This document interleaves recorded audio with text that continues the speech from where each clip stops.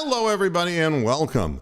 It is halftime with the Cleveland Browns ahead 21-17 over the Los Angeles Chargers. I'm Mr. Moohead, and I'm here to remind you of a few things. One, if you watched the Guardians play yesterday, the offense couldn't do anything. They scored no runs in 14 innings, but the defense bailed them out on a number of occasions, including a great pick and throw by Jose Ramirez and a great pick on the other end on the short hop and stretch by Naylor at first base. And Jimenez making an incredibly heads-up play by, rather than just tagging a guy out, by throwing a man out at first base, knowing that he could get the runner to stop and ending up creating a double play over and over until the offense got it together. Well, the Browns are the exact opposite of this. They don't know prosperity when they see it, and they never will, because they'll always be a bow wow. And the reason is they get off to a great start. They got great scripted plays. They're running their offense the way they're supposed to. And the defense just decides, well, we're just going to let Austin Eckler run all over us. And Joe Woods has a cush job, and they won't fire him. So, the offense does what it's supposed to do, which is to build up points and say, okay, we're supporting the defense. We know we don't have the greatest defense. But the defense comes out on the field and not only gives up chunk plays in the running game to the team that's got the worst running yardage per average carry in the league. And they proceed to let him run down the field like that. And then, of course, the penalties for no good reason. What would John Johnson be without fucking up and getting flags thrown at him? It's the same thing. It's just, we do know how it's going to end, Jim Eagle, because it can only end one way. We've turned the best college kicker in the game into whatever Cade York is becoming, which is a guy who kicked the ball sideways for no apparent reason. And that's a number of times this year that the ball is just veered off right. Leave it up to Mike Prefer to fuck them up. The thing about the Guardians, the pitching staff has done its job. We got great starting pitching, great relief pitching, and that helps the hitting coach. Isn't that great to be rid of Tyvon Berkelio and his stupid swing as hard as you can with an uppercut approach? They've done a great job. The front office has done a really good job at finding young talent and nurturing it and bringing it along. You got Quan. Now you have Brennan. You've got Jimenez. What do the Browns front office do? What do they give us? Nothing. Nothing that we can work with whatsoever. There is no reason to even cheer for this organization. There's no reason. It isn't that they're not good enough to win. It's just the players just don't give a flying fuck, and it's obvious. Any team that would be down 14-0 that fast on foreign turf would be frightened, except if they're in Cleveland. They're optimistic because they know that the defense will just fold. And so it goes.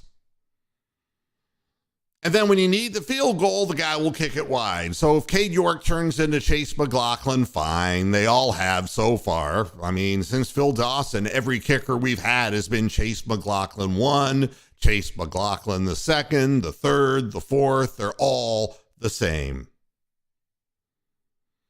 And let me tell you, if that's a roughing the quarterback that was thrown against the Chargers, please. The NFL and Roger Goodell saying, oh, we're going to do something about this whole concussion protocol. It's like, we're going to get to give you a few? What is it? Delpit got a flag thrown on him because he technically went to the ground when the quarterback was on the ground and touched him.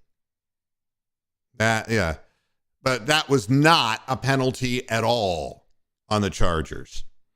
So I don't even know. The officials are confused as to who they're protecting, who they're not supposed to be protecting. The amazing thing is that the Chargers have done this with a balanced pass run attack in a game that the Browns never had a chance to win.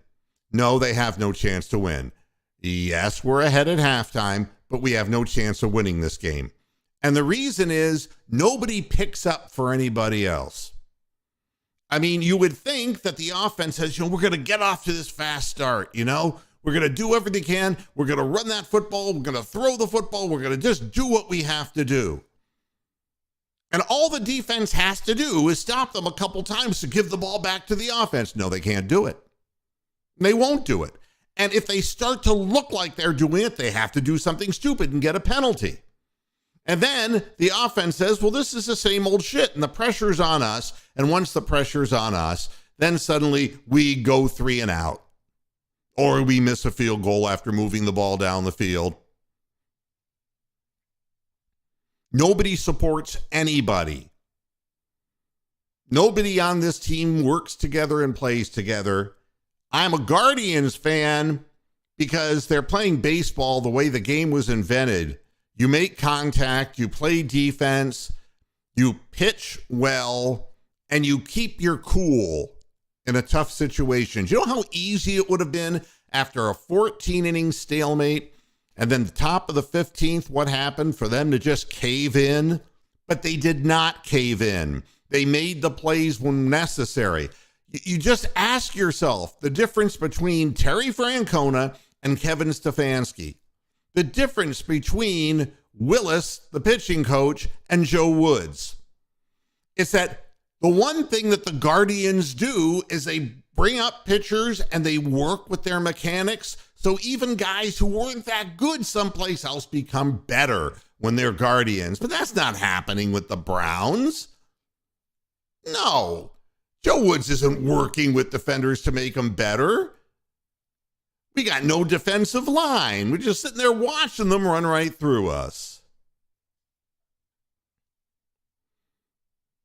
The fact of the matter is the Browns are their own worst enemy, will always be their own worst enemy, and there isn't a fan in that stadium, however 60,000 plus fans there are today, that believes they're going to win. Do you hear how hushed silence just pervades the stadium so quickly? Because people have no belief. Even the fans who didn't show up for the Guardians all season long, people showed up and they made noise for all 15 innings. Good for them. At least they're enthusiastic. Maybe they don't know any better because they haven't been to the games this year. We've been getting 13,000 people in there, and I think there were probably somewhere around 38,000 people in that stadium, maybe 35,000, I don't know. But it was exciting for the young players. They're looking around like, wow, I've never seen anybody in here before. And they kept their cool and their composure, and the fans who showed up were rewarded. Well, I don't know if the fans will ever be rewarded for the Cleveland Browns because the players don't care. And this is really funny. What morale? Make it stop, dear Cod. There is no team morale. That's the problem. Terry Francona knows how to motivate young players, to teach and motivate at the same time. All Stefanski knows is to hammer and drill in this inhuman kind of robotic way. And Woods is just happy to have a job, because if he didn't have this job, he'd be in a cheese line somewhere, because there's nothing that I can see that this guy knows how to do. He was a linebackers coach. Why aren't our linebackers better? Why is Jacob Phillips always running the wrong way? Somebody has to explain this stuff to me. It doesn't make any sense. At any rate, if you were wondering from a statistical perspective, Brissett has thrown for 129 yards, 10 of 16, has done as well as he can do. Once again, he can't be blamed. There was the one pass that was just a little bit overthrown to Chubb. Chubb's not a receiver. He did the right thing by going downfield. If he catches that ball, he's still running.